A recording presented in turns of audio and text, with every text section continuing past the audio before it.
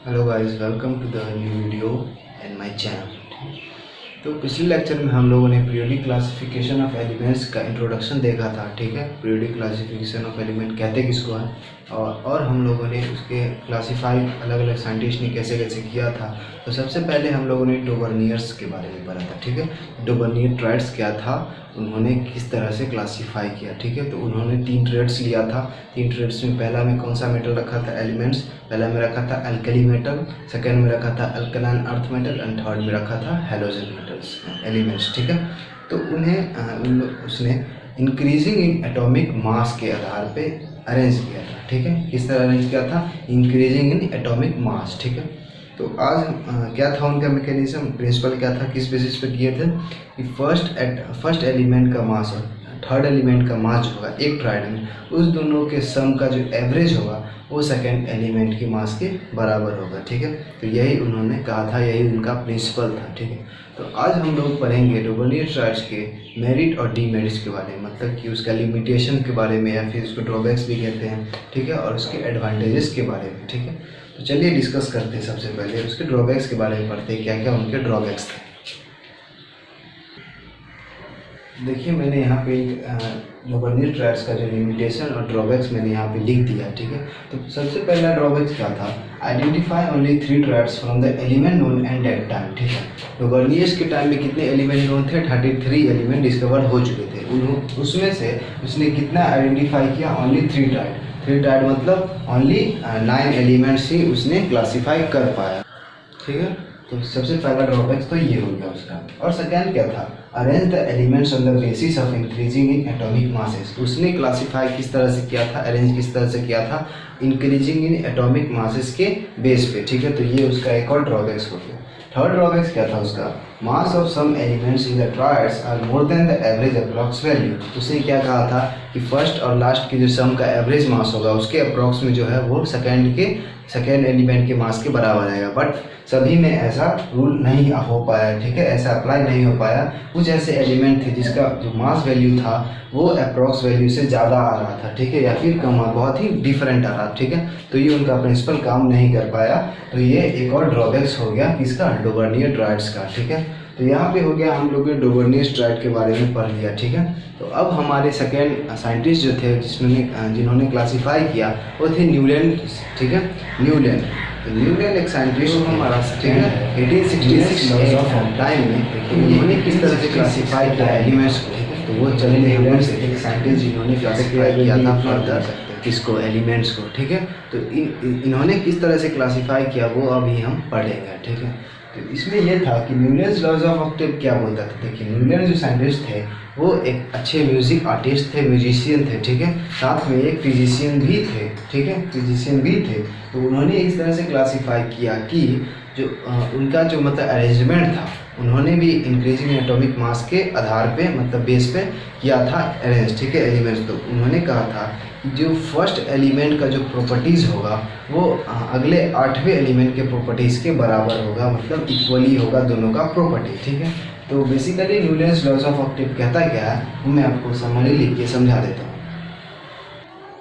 तो मैंने यहाँ पे स्टेप लिख दिया है, न्यूलैंड्स लॉज ऑफ ऑक्टेव कहता क्या है। देखिए, तो Newlands laws of octave said that every 8 elements have similar property to the first element. ठीक है, तो उन्होंने किस तरह से अरेंज किया था, उन्होंने म्यूजिक के टोन्स होता है, सा रे गा मा पा धा नी सा। ठीक है, ये एक म्यूजिक का टोन है 8 लेटर का। ठीक है, तो इसके आधार पर न्यूलैंड्स जो है उसने अरेंज किया था एलिमेंट्स को। ठीक है, तो देखिए किस तरह से उन्होंने बोला था कि कैसे सिमिलर प्रॉपर्टीज होगा पहले का 8वें से। ठीक है, जैसे देख लीजिए यहाँ पे, अगर पहला एलिमेंट अगर हम लोग लेंगे पीरियोडिक टेबल में, hydrogen, helium, lithium, beryllium, boron, carbon, nitrogen and oxygen. तो यहाँ देखिए, ये फर्स्ट एलिमेंट हमारा क्या है, हाइड्रोजन, एंड 8वां एलिमेंट क्या है हमारा, ऑक्सीजन। तो इस दोनों का जो प्रॉपर्टी होगा वो दोनों सिमिलर होगा। ठीक है, वो दोनों सिमिलर होगा। देखिए, हाइड्रोजन भी क्या है, गैस है, ऑक्सीजन भी क्या है, गैस है। ठीक है, तो इस तरह से मतलब कुछ प्रॉपर्टीज़ जो होंगे पहले एलिमेंट और 8वें एलिमेंट का जो कुछ प्रॉपर्टीज़ होगा वो दोनों क्या करेगा, मैच करेगा, वो दोनों सिमिलर होगा। ठीक है, तो यही न्यूलेंस लॉज ऑफ ऑक्टेव बोलता है कि पहले एलिमेंट का जो प्रॉपर्टी होगा वो अगले 8वें एलिमेंट जो होगा उसके बराबर होगा, उसके सिमिलर होगा। ठीक है, मिलता जुलता उसका भी प्रॉपर्टी होगा। जैसे हम लोगों ने यहाँ देखा फर्स्ट में हमारा हाइड्रोजन था, तो हाइड्रोजन भी क्या है, ऑक्सीजन है। हाइड्रोजन भी क्या है, गैस है, एंड ऑक्सीजन भी क्या है, हमारा गैस है। ठीक है, तो कुछ प्रॉपर्टीज जो है वो दोनों सिमिलर होंगे। ठीक है, तो यही कहा था न्यूलेंस लॉज ऑफ ऑक्टेव। ठीक है, तो ये बेसिकली यही था न्यूलेंस लॉज ऑफ ऑक्टेव। तो अब हम लोग इसका डीमेरिट्स देखेंगे, ड्रॉबैक्स, इन्होंने क्या गलतियाँ की। ठीक है, तो ये मैंने देख दिया limitation of Newlands laws of octave के बारे में। तो पहला लिमिटेशन क्या था उसका, laws of octave was applicable only up to calcium. ठीक है, उन्होंने जिस तरह से अरेंज किया था कि पहले एलिमेंट का जो प्रॉपर्टीज़ होगा वो अगले 8वें एलिमेंट के प्रॉपर्टीज़ के सिमिलर होगा। ठीक है, तो ऐसा कहाँ तक हो पाया, ऐसा एप्लीकेबल हो पाया ओनली कैल्शियम तक। ठीक है, सिर्फ कैल्शियम तक ही ऐसा एप्लीकेबल हो पाया। ठीक है, तो ये उनका पहला लिमिटेशन हो जाएगा। अब हमारा सेकेंड लिमिटेशन क्या हो जाएगा, He was said that no more element more than 56 elements were discovered in future। ठीक है, इन्होंने कहा था, मतलब देखिए उन टाइम में जिस टाइम में न्यूलेंस जो है वो क्लासीफाई किए थे उस टाइम 56 एलिमेंट जो है वो डिस्कवर्ड हो चुके थे। ठीक है, तो उन्होंने ये कहा था कि he was said that no more element more than 56 elements we discovered in future. उन्होंने कहा था अभी जो प्रेजेंट में जितना एलिमेंट्स है 56 एलिमेंट उससे ज़्यादा अब डिस्कवर्ड नहीं होंगे इन फ्यूचर। ठीक है, तो ये उनका एक और लिमिटेशन हो गया। अब एक और थर्ड लिमिटेशन क्या था उनका, wrong arrangement of cobalt and निकल on the basis of atomic मास। ठीक है, उन्होंने किस आधार पे किया था, इंक्रीजिंग एटॉमिक मास पे उन्होंने न्यूलेंस ने भी ये क्या किया था, क्लासीफाई किया था। ठीक है, तो इसमें उन्होंने क्या किया, कोबाल्ट और निकल का जो है एटॉमिक मास के आधार पे उन्होंने गलत अरेंज किया था। ठीक है, पहले निकल होना चाहिए था फिर कोबाल्ट होना चाहिए था, बट उन्होंने पहले कोबाल्ट किया फिर निकल किया, तो ये उनका एक लिमिटेशन हो गया। ठीक है, तो अब हमारा नेक्स्ट जो पढ़ना है हमें Mendeleev's periodic table. Mendeleev scientist थे जिन्होंने एक पीरियोडिक टेबल दिया। ठीक है, जो कि अभी तक उसी से मॉडिफाई होकर बना है न्यू पीरियोडिक टेबल। ठीक है, तो ये काफ़ी इंपॉर्टेंट है और एग्जाम में मेंडलीव्स पीरियोडिक टेबल से ही क्वेश्चन पूछे जाते हैं। ठीक है, चलिए वो डिस्कस करते हैं। तो अब हम जानेंगे मेंडलीव्स पीरियोडिक टेबल क्या था, उन्होंने किस तरह से अरेंज किया था, क्लासीफाई किया था एलिमेंट्स को। ठीक है, देखिए उन्होंने एक टेबल दिया था जिसमें रॉ जो है वो 6 थे एंड कॉलम जो है वो 8 थे।